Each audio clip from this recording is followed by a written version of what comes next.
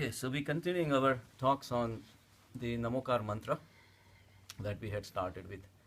We have anything, before we go deep in, uh, we really have to initiate with the initial process. And the Namokar Mantra is the best introduction to the world of Jainism, which is a beautiful world.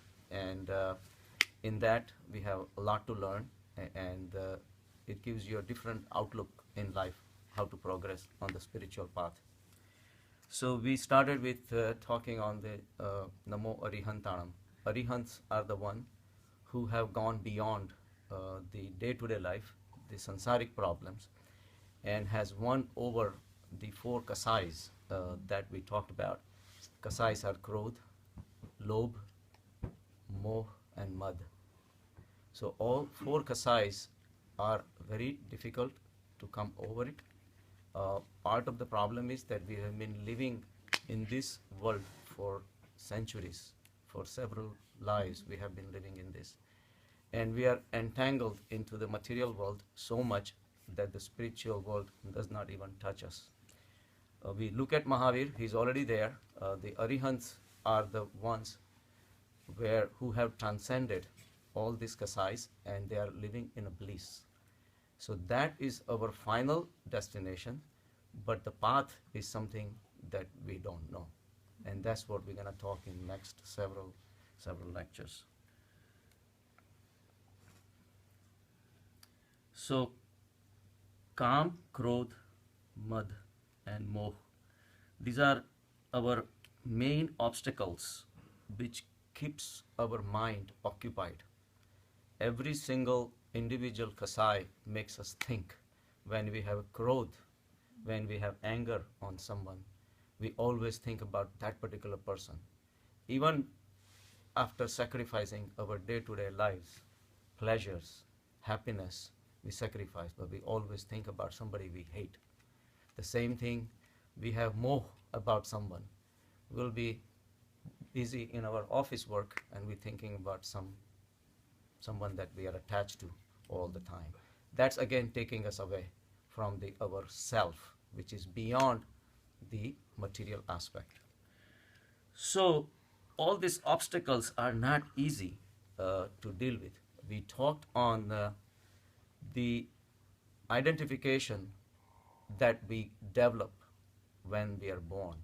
We talked on the imprinting, the method of imprinting, which is extensively being used in the poultry industry. And we talked about the experiment done by Lorenzo. He was a scientist, Russian scientist, and he used a balloon instead of a mother for a chick. And the chick associated with the balloon rest of her life as its own mother. This is the technique of imprinting, which has been well known for centuries. And we talked on the Chinese, how they become the mother of the cormorant. And they tie the neck of the cormorant, send it for fishing. When the fish comes, they catch it. So all these methods are being used, but it has a wider applications as far as we are concerned. The first female figure that comes in front of us becomes our mother. In fact, if you separate mother and the child at the very, very critical time, this is called the imprinting period, the connection may never get established. If you take out the baby and put another baby in front of the mother, mother will identify that baby as her baby, and the rest of the life she will continue taking care of that baby as if it's her own baby. So it doesn't matter, but it does matter. So it just shows us how flimsy these relationships are. The clouding of the mind is what decides how your rest of your life is going to be. If there is a group of babies and the mothers who have recently delivered the babies, if you send them without the tags, without the barcodes, without any identifications, they won't be able to identify their own baby. And yet for that mindness, we fight the rest of our life. We take over so many precautions. We go through a lot of extremes, hardships and everything. Our whole life is designed on one belief that she is my mother. In fact, we talked in the past about the incidents that happened in Russia, where the two girls were exchanged for 16 years. And then the DNA analysis proved that they were not their biological mothers yet, and they were allowed to go back to their biological parents. They decided not to go because by that time the imprinting, the brainwashing was already had happened. Whichever way you look at it, in human society, it is a crime, but in chickens, it's a day-to-day practice. There was another thing we talked about, the Chinese farmers, they use a special stick to lure the chicks which are born fresh and train them to go to their cotton fields and pick up the bugs and eat them. Because normally they will follow their mother. But if the mother does not want to go or mother is dead, they won't go. So the stick becomes their mother. So we are not much different than chickens. The impressions which are lasting on our mind are carried forward throughout the life. In fact, like we said earlier, the baby does not even recognize his or her own existence.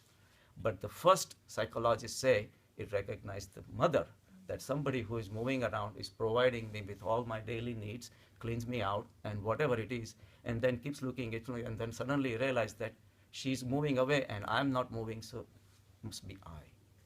So real I, self, he will never know. The identification with the body is all he knows. And the bodies interact with the bodies. And of course, mothers also have their atmas, their self, their souls. We also have our souls. But the interactions which are happening among the human beings, which we call sansar, is based on nothing. We call our body as ourselves because we don't know our own souls. And that ego is what is responsible for carrying out the whole life we carry on. We get attached to the people. When we get attached, we run after them. When they are not available, we cry, we suffer. All these things are really not necessary. Literally, our brains are washed completely. The neurotransmitter, neuroendocrine system that takes place, all the hormones which are secreted. I was talking to a friend's son who had a baby boy the other day, and he felt so good. Not boasting, but he says, like, he felt that he was a creator, like the beautiful baby was born. I said, think again. Before you were the creator, the hormones already did the job. Hormones made you the creators. And who controlled the hormones? Hormones are controlled by neuroendocrine systems, and they come into the picture exactly when the consciousness wants you to. All this thing is a play. And when we consider, I wasn't trying to bring him down. We were just having the philosophical discussions. I let him enjoy his fatherhood. I said nothing wrong with that. But all those things matter. When you want to take a spiritual path, you have to realize, you have to question yourself, are we on the right track or not? Is this all the life is about? And at the same time, we realize all these things are necessary. First of all, ego, even though it is false, is necessary because you have to protect yourself. You have to attach yourself to your body, because without that attachment, if somebody attacks you, you're not going to be attacking back. Say, okay, kill me. It's not going to happen. Ego is like a covering of a seed. It's hiding very precious and very important thing. And that is only to protect to certain point. But when the spiritual awareness has to start, that seed covering has to start dissolve. Then only a beautiful plant of spirituality will come out. Because the ego is important to protect yourself. But if that protection becomes an extreme, and that's all you know, till you die, you will have never known what was hiding within. And that hidden thing is what Mahavir found. Mahavir is calling us from the peaks of the mountains, says, come. This is the path. The worst thing you can do to Mahavir is make him God. Don't make him God. Don't worship him. Don't do his puja. Don't do his arti. Don't do any tilak. Nothing. But just be a friend of him. Mahavir is no better and no worse than a possibility. A possibility is within you, within you, within you, within me, within everybody. Mahavir was the first one who denied the existence of God. And then came Buddha. He did the same thing. Because God, it becomes another entity which I am conversing with. So we live the world of duality. And on the other hand, we keep on saying Paramatma is Nirgun, Nirakar, infinite. Then if he's separate than me, where am I gonna go? Where am I going? Then he is everywhere except me. So the Mahavir for the first time said that you are that. Your soul is the one. And Atma is Paramatma. Because infinite cannot have divisions. Divisions are there only because of our mental duality attitude. Mind divides. Mind says this is you and this is you. There is no connections. There is no separations. Separations are the creations of the mind. Mind knows only duality. So as long as you say God and me are two separate things, you are living the world of duality, Dvait. You are never going to be Advait with that concept. And yet there is a method through reaching that. Ultimately you do drop, and the bhakti mark and the spiritual, meditation mark, everything combines into one. But Mahavir thought that concept of a God separate than you was divisive, was very creating negativistic attitude, and people were getting fumbled into the bhakti yoga, and they were not giving it. That's why he was the first one. He says, you are the one. So he's the one who gave the maximum importance to your Atma. So he is a possibility that through his path he could reach there. So we all have those possibilities. We have possibility to be Ram. We have the possibility to be Ravan. We have possibility to be Hitler. We have possibility to be us. Whatever choices we make is the possibility we create out of the infinite possibilities which are created by the infinite consciousness. So he showed us that this is possible. If we don't follow that, we are not waking up. If we are not waking up, we are literally zombies. We are like brainwashed by the external factors. And some of these are actually created by the nature itself. The neuroendocrine systems, the hormonal systems, and all those things are nature's creations. And we know that. But there is a way to rise above that too. Everybody is a male and everybody is a female. We all have estrogen, we all have testosterone in different proportions. But to rise above the dual nature that we have is ultimately uniting everything at the consciousness level. I was reading and the last National Geographic, and it's beautiful article came out on the zombie part, which really attracted me quite a bit. So let me get into that. So they're talking about the biologists when they were studying the rainforests and different areas where some of these insects were being attacked by the parasites, and they were infested with some chemical which ultimately changed their behavior completely. And it was very fascinating how the whole thing progressed. And let me get to that.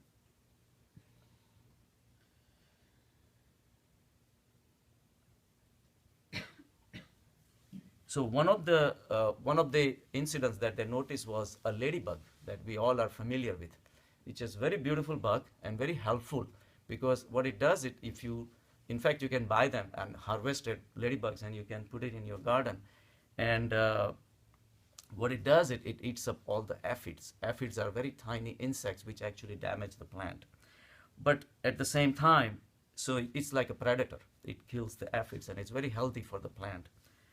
So, but when this ladybug is attacked by a special wasp, and the wasp is the size of like an ice cream sprinkle, that tiny, it just goes and infests the ladybug.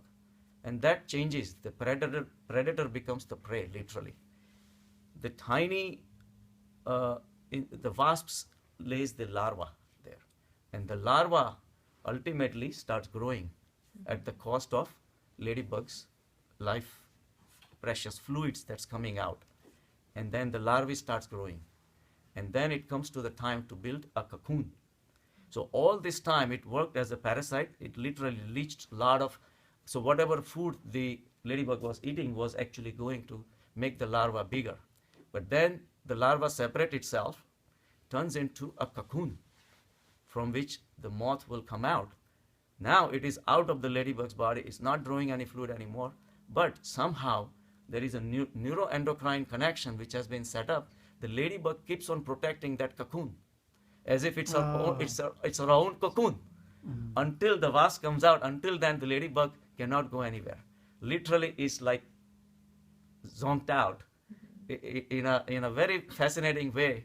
So they gave very little different examples of another the spider that was again infested by another wasp in the rainforest. They found out normally the spider will create a web to catch different insects, but once this wasp stings the underside of the spider, its behavior changes. Now the spider becomes totally different, and once the larvae becomes bigger and bigger, what it does, it changes its web pattern completely. And this is all observed by the biological scientists. It creates a totally different web. Instead of the normally the typical web it creates a totally different web which has no purpose. The only web it will create will have only 6 strings without that the web itself, which is meant to catch the flying insects. The job of that spider becomes to protect that cocoon that larva is creating, so that it suspends in the air away from all the predators. So predators cannot catch it, and it gets suspended in the air as if it was its own baby, and the pattern of the new web that is created is totally different than the one which normally creates. Same thing happens when we get married. Our behavior changes. Right, exactly. So another one was, there was well, this one could be familiar, the malaria. The protozoans state that the malarial parasites are in. When the protozoans are injected, right, when say the mosquito is biting the human and it sucks the blood, the protozoans which are released, they are in the body now. But right now, the protozoans are very tiny and very vulnerable. Somehow, when the protozoans are infesting the the mosquito, the behavior of mosquito will change, and this is the way it will change. Normally, mosquito will bite other human beings for the blood, but normally it just keeps on fringing, keeps going. But the more frequent attacks it does at night, there are more chances that it will be killed by the humans, because if I have a mosquito and I kill it, then the parasites which are there will be a waste. So when the tiny protozoans are there, which are the larvae, at that time the mosquito's feeding behavior changes. Instead of going on a big frenzy every 5 minutes, 10 minutes, it will do only 2-3 times a night. So less chances of being attacked by the humans. But once the protozoans get bigger and they're ready to move on to the next cycle, again, now mosquito goes on a biting string more frequent than normally. So now even if the human kills it, no problem, because by the time the mature parasites already have made their way into the human beings. So how smartly all these connections are being set up, and all along the neuroendocrine systems are playing part. The hormones are playing the parts. All these things are literally, they were here before we came into the picture. What does that tell you for your ego? Your ego is nothing. We are controlled by a vast network of consciousness which has been operating for millions and millions of years before we came into the picture. We are so tiny. Another example was, I just loved it, that's why it's very interesting. The killfish, there is a special fish.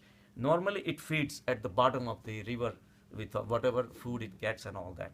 But there is a special worm called tapeworm, which is a parasite. In India, a lot of people will have. So when it gets infested with a tapeworm, all of a sudden it starts floating on the surface, where it is easily picked up by a bird, because that was the final destination of the tapeworm. He wanted to go into the bird's body. So now all of a sudden the behavior of the killfish changes. So it's so fascinating how these things move on, right? The same thing, a typical cockroach, regular cockroach. So there is a special wasp that touches the belly. Through the belly, they found out the wasp has a stinger that goes and deposits a certain chemical into its brain. So now the roach becomes like a puppy.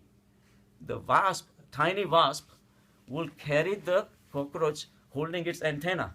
The cockroach is this size, the wasp is this tiny, as if it's like it's taking a dog on a leash. Will go to it, now the cockroach is alive.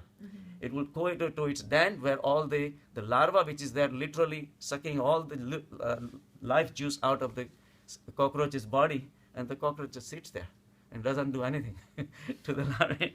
So it's amazing how our behaviors, a lot of times people have depressions, serotonin deficiencies, people have diabetes, insulin deficiencies. A lot of things are controlled. A lot of our behaviors are controlled. Our association by existence is what created our mom, and the same thing, mom, babies for the mom. All these things, behaviors are very superficial. But the creator of all these things, we will never know. He's hiding somewhere behind all these things. And yet we lose our chance to reach to that self stage, or to know our own self. We're missing out because we never go in that direction. There was a book by Richard Dawkins. It's a very famous book. It's called The Selfish Gene. It's very interesting how the concept came about. You know, we know the theory of evolution and all these things go on. The Darwin created the theory of evolution, how the survival of the fittest was selected and all that. Dawkins' theory was that what if it's not us anymore, it's the genes. If you really compare, our genes are 99.99% genes of a monkey. We share almost 80-90% of our genes with a fruit fly. So the genes have survived millions of years of evolution. We share a lot of genes with first amoeba down in the ocean. A lot of genes are still there. So genes have been around for such a long time. So maybe it is a technique of the genes just to survive through years and our external manifestations keep on changing. As long as that external manifestation does the job for the gene to survive, it's fine. If that species does not survive, that means it's time for the genes to move on. So the genes have been moving on through different animals until they are here, and when we become useless for these genes, the genes will move on and create somebody else. When the book came out, it was a big sensational book, but then now theories are coming out and a lot of observational studies are coming out, and they are saying that that theory may be correct. What is the title? Richard Dawkins? Selfish Gene. It's a bestseller. It's really nice. So what I'm saying is everything that we see around is Maya. Maya is an illusion, and yet we call it real. The reality is something else. And for that, Mahavir said we have to go within. You know, worshipping gods and doing the artis and Mahaprasads and all these things not going to take you anywhere. Havan. Havans, whatever. So you have to have a bhav. So Namokar Mantra is the bhav mantra, where you have to have a bhav of offering to a great entity who could win over this illusion. He realized that this is an illusion. But who is their great entity? That's where we're going. So the problem is we know we have ego, yet we cannot prove its existence, but we all fight for it. Our mutual relationships are also based on ego. Egos are the one that creates problems. Egos are the one that creates so-called worldly happiness. If you like something, you're not the one. Your ego, your identification with your body, the part of your 5 sense organs is what's liking it. But there is something beyond which is not part of it. Yet it's fully part of it. But for us to realize, we have to go within. For that, the meditation is extremely important. Husband and wives, their relationship are again based on his ego versus her ego. If they work out very well, they have a very good marriage. If it doesn't work out, they have horrible marriage and everything in between. So egos, interactions, I like this, as long as I like what you're doing, I like you. If you do what I don't like, then we are not together anymore. All those are interactions at ego level. If everybody was living at the soul level, there are no interactions because there is no ego. Egos are the one which defines my likes and my dislikes versus your likes and your dislikes. So husband and wife always a problem because their egos are already created before they were brought together. Mullah Nasruddin once was getting married. So the father takes him to another village where he was gonna get married. So they reach to the girls' village, and there is a group of girls standing there to receive them. So Mullah Nasruddin's father asked him, he says, Mullah, can you tell who is your wife? He says, yeah, that one. He has never seen her before. He says, that's an amazing thing. How did you pick her? He says, looking at her, I'm already getting nervous. So it must be my wife. So that's how life is. The starting of a trouble. Up until the 25, 27, 28, life was beautiful. Then I got married. Then we got wasp. Then we got bitten by wasp. Then the zombies starts. And vice versa. It's not just one thing. I'm just kidding. But it's the interactions of the ego. But for us, the ego is so much powerful. We cannot transcend the ego. Even though we know in our theoretical discussions, we might discuss, this is false, this is something else, this and that. But to live like that is almost impossible because we have not realized ourselves. When you start observing the whole world separate than you, that's easy. But when you start observing your body as separate than you, that's tough. And even mind separate than you, that's almost impossible. That's why I always tell my patients, right? I show them a pen. We talk about it, right? He says, you see the pen? He says, yes. I say, are you a pen? No. Okay. So who is observing the pen? I am. I say, who are you? Well, this is me. Okay. I said, I will go take you one step further. Can you observe your body? Yes. This is my body. I said, who is the observer then? When it's the process of observation, you have to be an observer, observed, and the observation. There has to be three important elements, right? So if your body is being observed, that means you cannot be the body. Can you? He said, no, but I am the body. But I said, why didn't you say that you are a pen? If you and the pen are two separate, clearly you know that. That means whatever you can observe cannot be you. There has to be a separate entity observing the observed. He said, all right, maybe my mind is observing the body. I said, well, that's good. That's a good start. And I'll take you one more step further. I said, this morning you were happy. Afternoon you were sad. Day before yesterday you were angry. What is that? He said, my mind. I said, so those are the variations of the mind. And you know how your mind was. So you're observing your mind. Who is the observer? That's where they get fumbled. I said, it's your soul. It's your life force. That is there. Mind is all the thoughts. Sansar is the expression of your thoughts. But combine the two, there is another entity, which I take it away, your life force, you're dead. Now the reason we cannot go to that life force, because it's behind. Normally we used to see the world as material things. Every material thing has a shape, has a size, has a color. We can tell that it exists. We can share the experience, everything, no problem. But it's like a telescope looking at the galaxies. You can see all the galaxies, the moons and the stars and the planets and everything. Can you see your eye with the telescope? No. It's behind the telescope. So the same way, the Atma, the life force that's behind you, is looking at your mind. That and the mind combined is looking at the body. That mind and the body combined is looking at the whole world. Literally, the whole world is being observed by the consciousness. So, the meditation is a process of observation.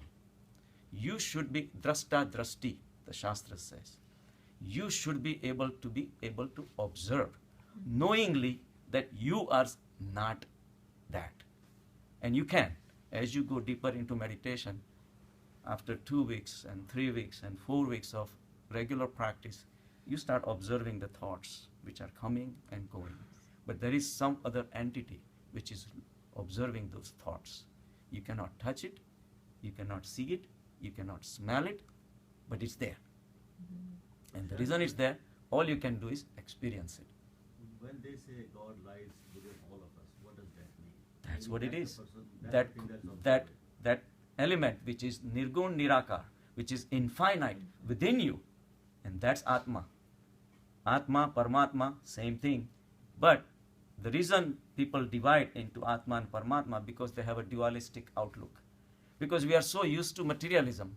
So to explain to us, they say, okay, Atma is also colorless, odorless, cannot break it, cannot cleave it. Gita says cannot burn it. Krishna says all these things. So it's there. But how many infinite things can be? Infinite has to be only one.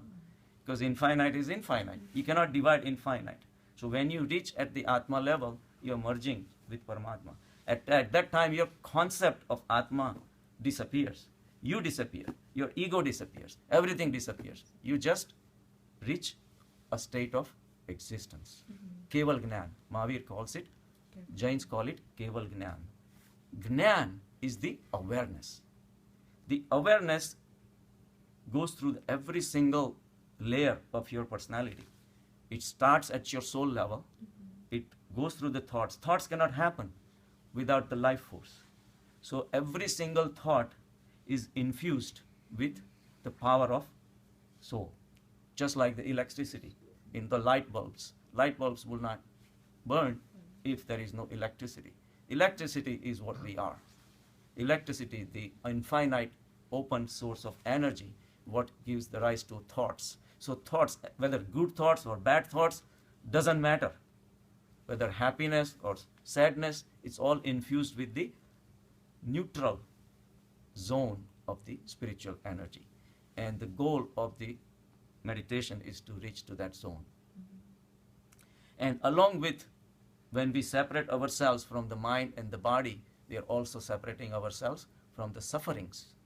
All the sufferings are because of the mind and because of the body. Body has the needs, so that it has to cater. So mind has to think and fulfill the needs of the body. Then the mind is missing people. They're loving people. They want this, they want that. So mind makes you run all over the place. I'm addicted to this, I'm addicted to that, I'm addicted to this person, I'm addicted to that person, I want to this, I want to... Those are the vagaries of the mind. But if you associate yourself with the mind and you associate yourself with the body, you'll be doing the same thing that you've been doing for all these years. It will never come to an end till you die. And then, of course, your unfinished desires will be always there. You're going to be reborn again, and the cycle will just keeps on repeating again and again and again until you realize that you are not the mind. And that's not just vague discussions. That's the internal realization. So that's why dharma cannot be taught. Dharma has to be practiced and experienced. You cannot give dharma to someone. Dharma, all the shastras are just pointers. They say, okay, go in that direction. But the experience of soul has to be yours. And that's what Mahavir said. You have to go within and find out where you are. Because a lot of things, sufferings we go through, we don't even realize. We talked about anger last time. That somebody says something and you got angry. And you blame that person. Oh, he here said that and she said that. But we talked about what is the real cause of your anger. You're walking with a can of gasoline, we talked last time. You're walking around the kids who are having fireworks. and the spark goes onto your can of gasoline and it bursts into flames, whose fault is that? If you did not have a can of gasoline, the flames would not happen. Spark might have come, and if you didn't have anything, would have just touched something and gone, and that's it. So whose can of gasoline was that? So if somebody tells me something and I feel bad, what is feeling bad? It's your ego. You wanted to be treated in certain way, and you were treated in a different way, so now you feel bad. So now you're angry, and you're blaming the other guy. The other guy happened to be there.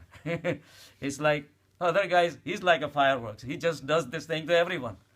But not, he's like a child. Some people don't know how to talk. Some people talk right and left and don't mean anything. Maybe they mean, doesn't matter. But it's our ego that's hurting us. So our focus should be to fix our ego, not the other guy. We are, on one hand, the guy is making you angry and you're punishing yourself by blaming him. But then, meanwhile, you get angry and you get punished more. What's the point? So find out how to fix your ego rather than, it's almost like if you had a little sore on your foot. Now, so far, you had a kid played with you all the time. Sometimes you're walking around, you bumped into furniture a little bit here and that, never bothered you. But that day, once you have a sore, you realize that everybody's just stepping on that foot. And the kid had no plan to do anything. Kid played with you every day, but now you have a sore. That's why it's hurting you every day. So whose fault is that? It's just sore. So there is a weakness in your own spiritual connections. There is a weakness at your all psyche where the faults are there. So the way to fix it is by going within and realize the same way we talked about your happiness. Your happiness is there only because you're finding the right people to connect with. But before you wanted to connect with, you already had a desire to have that kind of connection. So no one can make you happy. No one can make you unhappy either. And you also cannot make anybody happy. And you cannot make anybody unhappy either. You know, it's like you tell your son, say, okay, I'll do shopping for you. You think you're doing him a favor, try again. Mom, Dad, what kind of clothes are you buying for me? You know, you thought you were making him happy. Doesn't work. It's his state of mind that's going to decide if it's going to coincide. So trying to make anybody happy is a useless act. And the same thing, why bother making somebody unhappy either? We tried putting nails in the Mahavir's ears, and he was smiling. One guy came to Buddha, and he spat on his face. Buddha said, 10 years ago I would have taught you a lesson, but my anger is gone. I have taken care of my ego. I have transcended myself. All this silliness, all this maya, all this illusion, I have transcended. I have no anger. The guy felt so guilty. The next day he came and apologized. Please forgive me. He says, I haven't held any grudge against you. How can I forgive you? So everything is at our mind level. Whatever is from outside, whether we want to take it or not, it's up to us. Buddha gave sermons. Every day, different village he went to. One time, he was giving a sermon. There were hundreds of people. One guy stood up, and he was very angry at him. He says, you giving bad sermons. Because of your teachings, I did something, and my wife ran away from me, and this and that and all that. That's a good thing. Maybe, yeah, exactly. I don't know. I should have said that's a good thing or bad. So he was very angry. So all the followers really liked Buddha. So they said, Buddha, why don't you tell him something? You know, he keeps on going and says all these bad things, and we cannot stand it because we really like you. We really follow your teachings. We really believe in all that. The Buddha says, no, it's okay. Let him say whatever he has to say. Maybe that will make him feel better. So the guy goes on for another half an hour. Finally, everybody gets fed up. He says, Buddha, tell him something, please. So Buddha says, okay. So he asked him. He says, I'm going to ask you a question. Say, what? He says, yesterday I was in another village, and somebody was very happy with my sermons. And they brought me a dish full of sweets. But I told him, I said, I don't eat sweets. What do you think he did with the sweets? He says, I don't know. Maybe he ate himself. Or maybe he gave it away to other people. He says, well, whatever you're giving me now, I'm doing the same thing. I'm not accepting it. You do whatever you want to do with your, whatever you want to give it to me. So our mind is our mind. Mind is a slave. We are above the mind. We are not the mind. When our mind gets angry, we say, oh, I'm angry. When mind gets upset, we say, I'm upset. When mind gets stressed out, I'm stressed out. I'm unhappy. You're not. It's your mind. Mind has tendency to fluctuate. Buddha says that is just its nature. You cannot make mind steady unless you realize that you and the mind are two separate things. And the only way you can do that is by observing. It's almost like you take a spoiled brat kid to a mall and she wants a candy. She's crying, she's throwing temper tantrums on the floor, everything. He says, Dad, I want a candy. What would you do?